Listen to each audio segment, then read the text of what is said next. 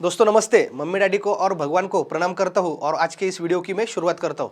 दोस्तों आज के वीडियो में हम देखने वाले हैं कि पेटीएम जैसे ही आईपीओ लॉन्च हुआ है वैसे ही गिरते ही जा रहा है, बहुत नीचे आ रहा है। बहुत सारे लोगों ने पेटीएम में आईपीओ में इन्वेस्ट किया है दोस्तों, और बहुत सारे रिटेल कंज्यूमर जो है, रिटेल क्लाइंट इन्वेस्टर है, वो बहुत सारे लोग सवाल पूछते हैं कि सर पेटीएम का क्या करूँ, मैं अभी होल्ड करूँ या अभी बेच दूँ, अभी 1000 के भी वो नीचे आ गया है।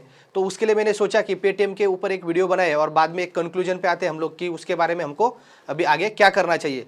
तो सबसे इंपॉर्टेंट बात दोस्तों, पेटीएम जब लॉन्च हुआ था तो वो बहुत बड़े एक्सपेंसिव वैल्यूएशन पे पेटीएम लॉन्च हुआ था। तो 2150 जो पेटीएम का रेट था तो वो लगभग 47x ऑफ इट्स प्राइस था। मतलब सेल्स ग्रोथ रेशो हमने देखा कि सेल्स टू प्राइस रेशो, तो उसका कम से कम 47x उसके टर्नओवर के पेटीएम ने वैल्यूएशन मार्केट में डिमांड किया था और मार्केट ने उसको एक्सेप्ट किया दोस्तों। और 47x के वैल्यूएशन पे अभी वो पेटीएम लॉन्च हुआ। लगभग 2150 के प्राइस पे पेटीएम मुझे मेरे ख्याल से लॉन्च हुआ था। और अभी पेटीएम की प्राइस चल रही है 914 रुपये अभी पेटीएम की प्राइस चल रही है। तो लगभग 47x पे लॉन्च हुआ था प्राइस पे, अभी वो 42x पे दोस्तों अभी का जो प्राइस है वो चल रहा है। आधे से भी ज़्यादा पेटीएम का रेट नीचे आया है। तो उसके पीछे दोस्तों 5 मेन रीज़न है। सबसे पहला रीजन जो है वो एक्सपेंसिव वैल्यूएशन, जो मैंने अभी आपको बताया कि बहुत बड़े एक्सपेंसिव वैल्यूएशन पे पेटीएम लॉन्च हुआ। दूसरा रीजन दोस्तों इसके पीछे है कि impact of federal reserve signals.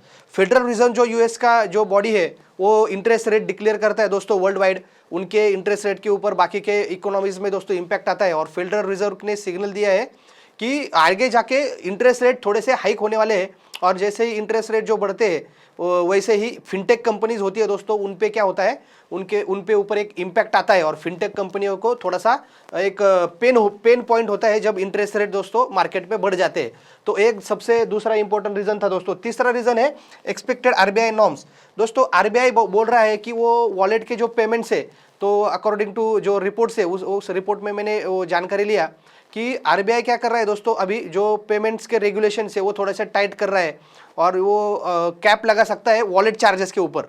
Wallet के जो चार्जेस रहते हैं, आपको पता है कि पेटीएम जैसे और सारे वॉलेट से, और उसके ऊपर दोस्तों कैपिंग अगर लगाया तो पेटीएम का 70% रेवेन्यू जो आता है वो वॉलेट के चार्जेस के थ्रू आता है दोस्तों। तो वो एक बहुत बड़ा इम्पैक्ट पेटीएम के ऊपर दोस्तों, अगर आरबीआई के नॉर्म्स आते हैं तो आने वाला है, तो उसका एक बहुत बड़ा थ्रेट पेटीएम के ऊपर दोस्तों अभी दिख रहा है। दूसरा जो है दोस्तों, इंश्योरेंस का प्रपोजल रिजेक्ट किया है आईआरडीए ने। Insurance regulatory and development authority, जो इंश्योरेंस का बॉडी है, उन्होंने जो पेटीएम को इंश्योरेंस सेगमेंट में अपना काम लॉन्च करना था, तो दोस्तों आईआरडीए ने पेटीएम का प्रपोजल है वो रिजेक्ट किया है। क्योंकि प्रपोजल में इन्होंने जब आईपीओ लॉन्च करना था पेटीएम को, उस टाइम पे उन्होंने अपना व्यू दिया था कि हम लोग इंश्योरेंस से बहुत बड़ा फंड हम लोग रेज कर सकते हैं, इंश्योरेंस से बहुत अच्छा रेवेन्यू आएगा, क्योंकि पेटीएम के पास बहुत बड़ा क्लाइंट बेस है, बहुत बड़ा डेटा पेटीएम के पास है। तो उनको ऐसा लगता था कि इंश्योरेंस के जरिए हम लोग उन क्लाइंट्स को टैप करके उनको इंश्योरेंस सेल करके बहुत अच्छा रेवेन्यू हम लोग जनरेट कर सकते हैं, प्रॉफिट जनरेट कर सकते हैं, ऐसा उनका फोरकास्ट था दोस्तों। लेकिन पेटीएम को रिजेक्ट कर दिया आईआरडीए ने प्रपोजल, तो उसका बहुत बड़ा इंपैक्ट पेटीएम के प्राइस पे दोस्तों फॉल हमको देखने को मिला।